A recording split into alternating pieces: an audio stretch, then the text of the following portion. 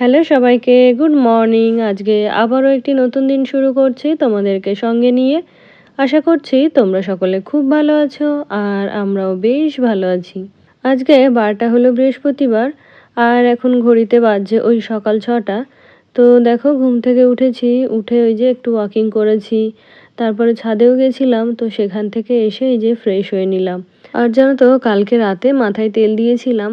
তো তেল দেওয়ার পর স্বাভাবিকভাবে একটু জল দিতে হয়, কারণ ছোটোবেলা থেকেই জেনে আসছি যে তেল দিলে মাথায় সামান্য হলেও একটু জল দিতে হয়।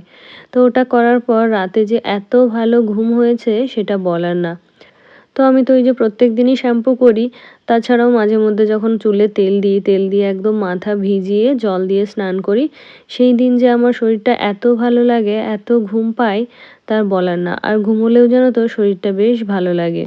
তো চাইলেও কিন্তু আমি প্রত্যেক সপ্তাহে বা প্রত্যেক দিন তেল দিতে পারি না। তো যেহেতু আমার ড্যান্ড্রফ আছে, তো সেই জন্য একদিনের বেশি মাথায় যদি তেল রাখি তাহলে স্ক্যাল্পটা একটু চুলকায়। তো সেই জন্য কোনো রকম তেলটা দিলেও হচ্ছে একটা রাত রাখি, তারপরে সেটাকে পরের দিন ধুয়ে ফেলি। তো আমার গত ভিডিওতে কমেন্ট করেছিল মনামি। তো মনামি লিখেছে যে দিদি কোন কোম্পানির ম্যাট্রেস প্রোটেক্টর ইউজ করো আর ম্যাট্রেস প্রোটেক্টরগুলো কেমন। তো আমি এই যে এই ঘরে যে ম্যাট্রেস প্রোটেক্টরটা রয়েছে এটা হলো সলিমো কোম্পানির। এটা অ্যামাজনেরই একটা ব্র্যান্ড। আর আমার বেডরুমে যেটা রয়েছে ওটার ব্র্যান্ডটা এখন মনে পড়ছে না, তবে আমি দেখে তোমাকে জানিয়ে দেব। আর এই ঘরেরটা কম দামের মধ্যে কিন্তু বেশ ভালো। তো এই ঘরটা ওই 700 টাকা মতো নিয়েছিল। তো বিছানার উপর যদি 1 লিটার জলও পড়ে যায় তাহলে কিন্তু 1 ফোঁটা জল লিক করেও ম্যাট্রেসে পড়ে না। জল তো লিক করেই না, তাছাড়া যদি কোনো ধুলোবালি পড়ে সেগুলো কিন্তু ওই প্রোটেক্টরের মধ্যে আটকে থাকে, সেটা আর কিন্তু ম্যাট্রেসে যায় না। তো ওই প্রোটেক্টরটা তুলেই কেচে নিলে সব কিছু পরিষ্কার হয়ে যায়। আর আমার বেডরুমে যেটা রয়েছে সেটা একটু দামি, সেটা ওই 1500 টাকা মতো নিয়েছিল। তবে এটা যেরকম একটু পাতলা আর ওটা কিন্তু একটু মোটা, অনেকটা তোশকের কাজও দেয়। তো যদি সম্ভব হয় এই ভিডিওতে ওই প্রোডাক্টগুলো ট্যাগ করে দেবো, না হলে আমার কমিউনিটিতে লিঙ্কগুলো দিয়ে দেবো। তো তারপরে দেখো ওই ঘরটা গুছিয়ে এসে এখন চলে এলাম রান্নাঘরে। তো ওই ঘরটা আগে গুছিয়ে দিয়ে এলাম কেন বলো তো, আজকে হচ্ছে ছেলের পড়া রয়েছে। তো সেই জন্য সমস্ত বই খাতা ওর বিছানার উপর দিয়ে এলাম, যাতে করে ওর পড়ার সময় বারবার করে উঠতে না হয়। আর যেহেতু বিছানাতেই পড়তে বসে সেই জন্য বিছানার উপরই সব কিছু দিয়ে এলাম। আর জানো তো ইচ্ছে ছিল যে ছেলেকে যে টিউশনটা দেবো সেটা প্রত্যেক দিনই সকালবেলা দেবো, কারণ সকালবেলা আমি যেহেতু রান্নাঘরে থাকি তাই কিন্তু সকালবেলা ওকে আর পড়ানোটা হয় না। আর বিকালবেলা যেহেতু ফ্রি থাকি তো সেই জন্য বিকালবেলা তো আমি ওকে পড়াতে বসতেই পারি, তবে সকালবেলার দিকে হয় না জন্যই চেয়েছিলাম সকালবেলা দিতে। তো তারপরে দেখো অনেক দিন বাদে আজকে এই কুশন কাভার তারপরে সোফার কাভারগুলো কেচে দেবো। তো এখন যেহেতু ঘর ঝাড় দেবো তো ঘর ঝাড় দিয়ে এগুলো আর ঝেড়ে পাতবো না, এগুলো একবারে তুলে রাখবো, তারপরে হচ্ছে কুশনগুলো আবার রোদ্রে দেবো। আর এগুলোতে এখন কোনো কাভার দেবো না, কারণ এগুলো কাচার পরে শুকালেই তবে আর কি এই কাভারগুলো আবারও পরিয়ে দেবো। তো আমার আরও 2 সেট সোফা কাভার রয়েছে, তবে সাদাটাই পাতলে জানো তো বেশি ভালো লাগে। তো সেই জন্য ঘুরিয়ে ফিরিয়ে সাদা কাভারটাই পাতি। তো এদিকে সোফাটাও ঝাড় দিয়ে নিলাম। আর এই 3টে কুশন এখন জানলার উপর দিয়ে দেবো, যেখানে রোদ আসে, তাহলে রোদগুলো পেলে বেশ ভালো হবে। আর আরও 2টো তো সোফা রয়েছে সিঙ্গেল সিটার, তো সেগুলো তো ওই যে বেডরুমের মধ্যে রাখি। আর ওখানেও 2টো কুশন রয়েছে। তো ওগুলোকে আজকে কাচবো না, ওগুলো তো খুব একটা ইউজ হয় না। তো সেই জন্য ওইগুলো এখন আর কাচবো না, ওগুলো যেভাবে আছে সেভাবেই থাক। আর এগুলো যেহেতু রোজই ইউজ হয় তো সেইগুলোর জন্য এগুলো খুলে কেচে দেবো। আর এই দেখো সেই যে ডাইনিং টেবিলের চেয়ারের যে কাভারগুলো কিনেছিলাম সেই অনেক দিন আগে, তো সেই যে পরিয়েছি কাভারগুলো তার মধ্যে কিন্তু আর একদিনও এগুলোকে কাচা হয়নি। তো টেবিল ম্যাটটাও প্রায় একই সময় নিয়েছিলাম। তো এই টেবিল ম্যাটগুলো 2বার করে আমার কাচা হয়ে গেছে, তবে ওই চেয়ারের কাভারগুলো কিন্তু এখনও একবারও কাচা হয়নি। তো এই যে সমস্ত সোফার কাভার, কুশন কাভার, তারপরে চেয়ারের কাভারগুলো খুলে নিয়েছি। তো ওগুলোকে যেন তো আজকে আর মেশিনে দেবো না, কারণ সবেমাত্র একটা বেডশিট হয়েছে আর ওই কুশন কাভারগুলো। তো ভাবছি আর 2 দিন পরে আমার রুমের বেডশিটটাও চেঞ্জ করে দেবো, তাহলে তখন একসাথে 2টো বেডশিট তারপর ওই কাভারগুলো কেচে নেওয়া যাবে। তো এই যে বাসি ঘরটা ঝাড় দিয়ে এখন ঘরগুলোকেও সুন্দর করে গুছিয়ে নিয়েছি।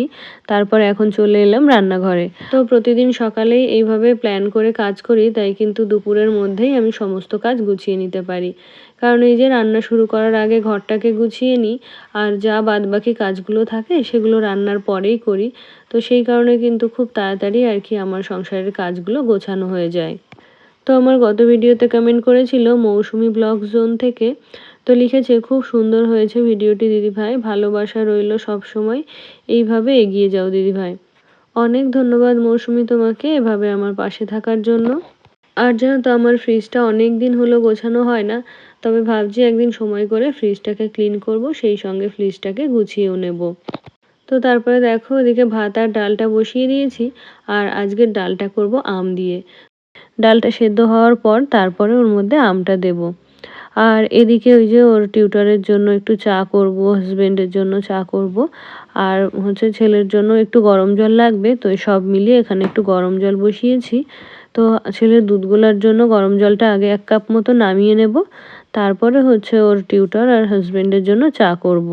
তো চাটা তো হয়ে গেছে, তো আগে চলো টিউটরকে দিয়ে আসি, তারপরে হচ্ছে হাজবেন্ডকে দেব। তো এদিকে ওর টিউটরকে ওই যে একটু চায়ের সঙ্গে জলও দিই, আর এদিকে হচ্ছে ছেলের জন্য একটু দুধ গুলে নিচ্ছি। তো সকালবেলা তো দুধ থাকে না, আর থাকলেও সেটা বাসি হয়ে যায়, তো সেই জন্য সকালবেলা যদি ওকে ওই ইয়েটা হেলথ ড্রিঙ্কটা দিই, তাহলে ওটা গরম জলেই গুলে দিই। তো ওটা খেয়ে ও পড়তে বসবে। আর এদিকে হচ্ছে হাজবেন্ডের জন্য ওই যে চা নিয়ে নিলাম। তো তারপরে দেখো এখানে আজকে সকালে যেটা রান্না হবে সেই জন্যই আর কি কেটে নিচ্ছি। তো আজকে ওই যে ডাল বসিয়েছি, ভাত বসিয়েছি, আর তার সঙ্গে হবে ভেন্ডি আর আলু ভাজা, মানে ভেন্ডি আলু মিক্সড করে ভাজা করব। আর তার সঙ্গে করব একটুখানি ডিমের ঝোল, কারণ ফ্রিজে মাছ রয়েছে। তো জানো তো এখন এই যে কয়েক মাস হলো আমাদের মাছ খেতে একদমই ভালো লাগে না। তো হাজবেন্ডও যেরকম মাছ খেতে পছন্দ করে না, আর আমিও, আর ছেলে তো বরাবরই করেই না। তো সেই জন্য মাঝে মধ্যে 2-1 দিন নিরামিষ করছি, পারলে 2-1 দিন মাংসও হচ্ছে। তো তারপরে দেখো ভেন্ডি আর আলু মিশিয়ে যে ভাজাটা করব, তো ওর মধ্যে কিছুটা পেঁয়াজও দেব। তো সেই জন্য একটুখানি পেঁয়াজ কেটে নিলাম, আর কয়েকটা লঙ্কাও চিড়ে নেব। তো এগুলোই আর কি ফোড়নে দিয়ে ভেন্ডি আর আলুটা ভাজা করে নেব। আমার গত ভিডিওতে কমেন্ট করেছিল তানিয়া তনিয়া আইডি থেকে দিদিভাই, তো লিখেছে ছেলের বয়স কত। তো আমার ছেলের এই যে 9 বছর চলছে। আরও লিখেছে যে কেন দিনের বেলায় জল ভরতে হয় না জানাবেন। তো আমি ওখানে বলেছি যে দিনের বেলায় জল ভরতে হয় না, কারণ রাতের বেলা খাওয়া দাওয়া শেষে জলের বোতলগুলো ভরে নিই। তো স্বাভাবিকভাবেই রাতের বেলা যদি জলের বোতলগুলো ভরা হয়ে যায়, তাহলে তো দিনের বেলা ভরার কোনো প্রয়োজন হয় না। আর সারাদিন বলতে গেলে বাড়িতে তো আমি একাই থাকি, তো অত জল আমার লাগে না। তো সেই জন্য আবার ছেলে যেহেতু বিকালে ফেরে, হাজবেন্ড রাতে ফেরে, তো রাতে খাওয়া দাওয়ার পর যেহেতু বোতলগুলো খালি হয়ে যায়, তাই আমাকে রোজ রাতের বেলাই জলের বোতলগুলো ভরতে হয়। আশা করি দিদিভাই বুঝতে পেরেছেন। তো তারপরে দেখো এখানে আমার ওই যে ভেন্ডি আলু ভাজা রেডি। তো এটাকে এখন রেখে দেবো, আর এখন ডালটাকে ফোড়ন দিয়ে নেব। তো এই যে ডালের মধ্যে একটুখানি আম দিয়ে দিলাম, আর হলুদটা তো আগে দিয়েছিলাম না, তো এখন আম আর হলুদ দিয়ে ডালটাকে আরও কিছুক্ষণ ফোটাবো, তারপরে হচ্ছে ফোড়ন দেবো। নাহলে কিন্তু ডালটা খেতে একদমই ভালো লাগবে না। আর এই যে এখন হালকা হালকা গরম পড়েছে, তার মধ্যে এই যে আমের ডাল, এটা যে খেতে কত ভালো লাগে, শুধু যারা খায় তারাই শুধুমাত্র জানে। তো আমার তো ভীষণ ভালো লাগে, মানে সব রকম ডালের মধ্যে এই আমের ডাল, তেঁতুলের ডাল, এই দুটো বেশি ভালো লাগে। আর যখন পাওয়া যায় না তখন বাধ্য হয়েই আর কি টমেটোর ডাল খেতে হয়। তবে ওই যে বললাম সবথেকে আমের ডালটাই কিন্তু বেশি ভালো লাগে খেতে। তো তারপরে এদিকে দেখো ছেলের জন্য হচ্ছে টিফিন তৈরি করে নিয়েছি। তো আজকে ওকে দেবো এই যে চিনির পরোটা। তো জানো তো এর আগের থেকেও ক্লিপ শ্যুট করেছিলাম, তবে সেগুলো কোনো কারণে হয়তো ডিলিট হয়ে গেছে, তাই এর সঙ্গে আর ওই ক্লিপগুলো অ্যাড করতে পারিনি। তো আগে তো তোমাদের সাথে আমি রেসিপিটা শেয়ার করেছি। ওই পরোটার মতো করেই ময়দাটা মেখেছিলাম। তো সেই ময়দার ডোটাকে বেলে তার মধ্যে একটু চিনি স্টাফিং করে হচ্ছে পরোটা করে দিয়েছি। ওই যে ট্রায়াঙ্গেল শেপের যেটা হয় না সেটাই। তো আজকে একটু বেশি করে দিয়েছি, কারণ আগের দিনও বন্ধুদের সাথে শেয়ার করেছিল, তো ওর বন্ধুদেরও এটা ভীষণ পছন্দ হয়েছে, তার জন্য আজকে একটু বেশি করে দিয়েছি, যাতে সবাই মিলে ঠিকঠাকভাবে খেতে পারে। তো এদিকে দেখো ওর টিফিনটা রেডি হয়ে গেছে, আর এখন হচ্ছে যাবো ওকে স্কুলের জন্য রেডি করাতে। তো এখন হচ্ছে ডিমের ঝোলটা করিনি, তবে ডিমটাকে আমি সেদ্ধ বসিয়ে দিয়ে এসেছি। তো ওকে স্কুলের জন্য রেডি করে স্কুলে পাঠিয়ে দিয়ে তারপরে ধীরে সুস্থে ডিমের ঝোলটা করব। নাহলে এই ওকে পাঠানোর আগে যদি ডিমের ঝোলটা করতে যাই, তাহলে বড্ড তাড়াহুড়ো লেগে যায়। তো ওকে আগে গাড়িতে পৌঁছে দিয়ে এসে তারপরে বাকি রান্নাটা করব, রান্নাঘর ক্লিন করব। তো তোমাদেরকে ওই যে বলছিলাম না যে বুধবারে ওর ফিজিক্যাল এডুকেশনের ক্লাস থাকে আর বৃহস্পতিবারে ওদের যোগা থাকে। তো আজকে দেখো ওদের যোগা রয়েছে আর যোগার জন্য এই ড্রেসটা ওদের পরতে হয়। তো এই ড্রেসটা বেশ কমফোর্টেবল, মানে স্ট্রেচেবল, তো সেই জন্য ব্যায়াম ট্যায়াম করতে গেলে বেশ সুবিধাই হয়। আর ওই শার্ট প্যান্টগুলো যেহেতু একটু টাইট হয়, তো সেই জন্য ওগুলো পরে যোগা বা ব্যায়াম ট্যায়াম করতে একটু অসুবিধাই হয়। তারপরে আমার গত ভিডিওতে আরও কমেন্ট করেছিল ঝুমা দিদিভাই। তো লিখেছে, আমি কাঁচরাপাড়ার বিমল শাড়ি সেন্টার থেকে জামা কিনি। হ্যাঁ গো দিদিভাই, আমিও ওখান থেকে কিনি। তো পুজোর সময় যে শাড়িগুলো কেনা হয়েছিল ওটা হচ্ছে বিমল থেকেই কিনেছিলাম। আর এইগুলো এখন আগমনী থেকে কিনেছি। তবে কি হয় বলো তো, বিমলটা যেহেতু স্টেশন থেকে গিয়েই আগে পড়ে, সেই জন্য আমি প্রত্যেকবারই আগে বিমলেই ঢুকি। তবে ওখানকার জিনিস পছন্দ না হলে তারপরে হচ্ছে আগমনীতে যাই। তবে দুটো দোকানের কালেকশনই কিন্তু আমার ভীষণ ভালো লাগে। তো তারপরে দেখো এখানে ডিমগুলো সেদ্ধ হয়ে গেছে। তো ডিমগুলো আমি সেদ্ধ করেছি 11-র এগ বয়লারে।